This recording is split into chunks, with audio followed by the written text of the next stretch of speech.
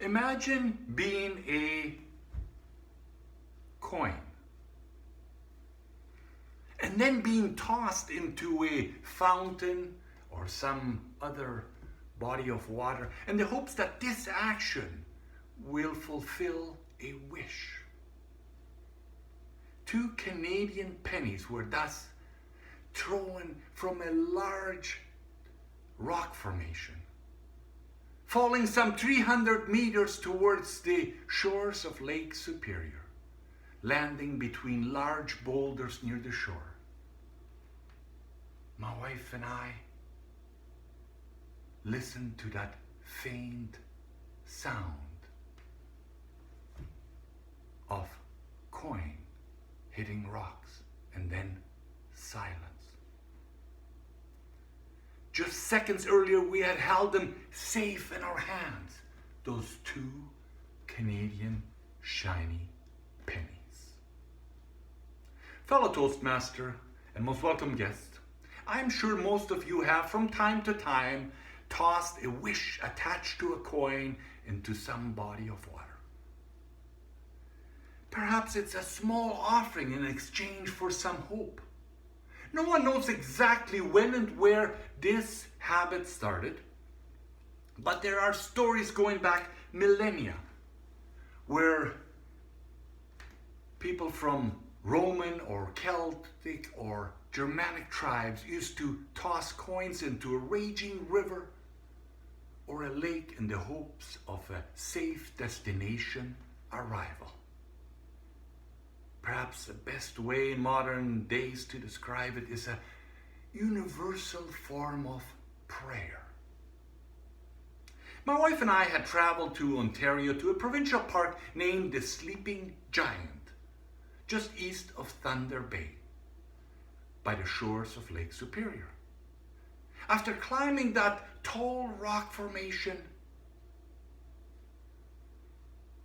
right after we tossed those coins down, no words were spoken.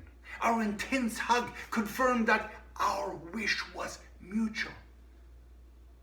On that very day, June 24th, 1999, we had been married for exactly 10 years. And we so desperately wished to experience parenthood. In our first 10 years of marriage, we had our shares of difficulties. I am, after all, a typical guy and 50% of the time unreasonable. And my wife, although a very bright lady, changes her minds quite frequently, except for the fact that I am unreasonable. The first few years in our marriage, we weren't ready to start a family. Then after about 5 years, we took this task very seriously. We read a lot of books about best practices in conceiving, and nothing was happening. Then we had numerous tests and exploratory surgeries done. And with this information, our family physician said, there's absolutely nothing wrong with the eggs or the swimmers. You guys are part of a growing statistics of unexplained infertility. And as she prescribed a higher dose of fertility pills, she insisted, keep at it, but don't forget to have fun. I was proud about my research on the subject. And I said, no more hot bath for this guy. And I will start wearing very loose boxer shorts, or perhaps even a kilt.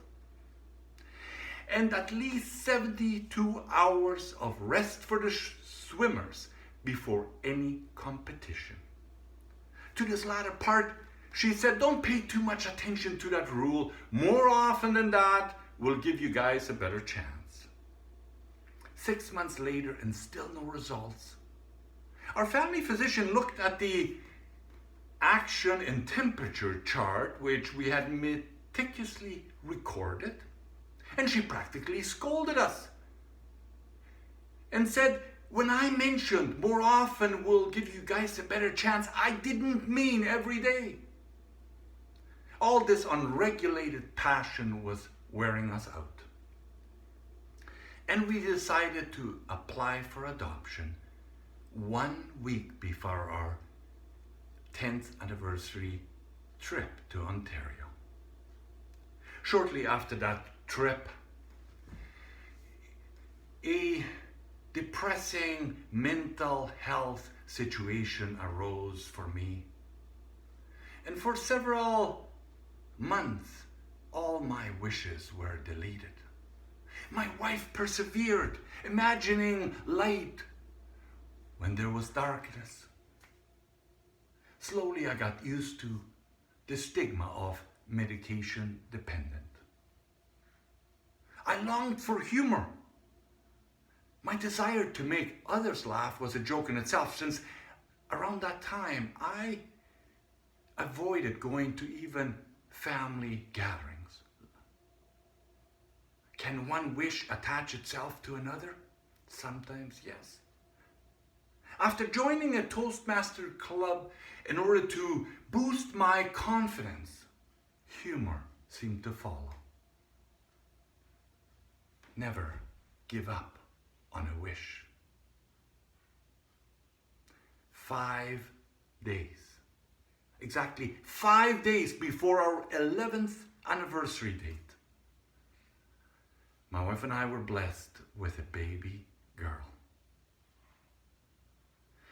She was born at 3:27 in the afternoon, and with the sincere wishes of both her birth parents that we bond with our child as soon as possible, we were privileged to bring her home by 9 p.m.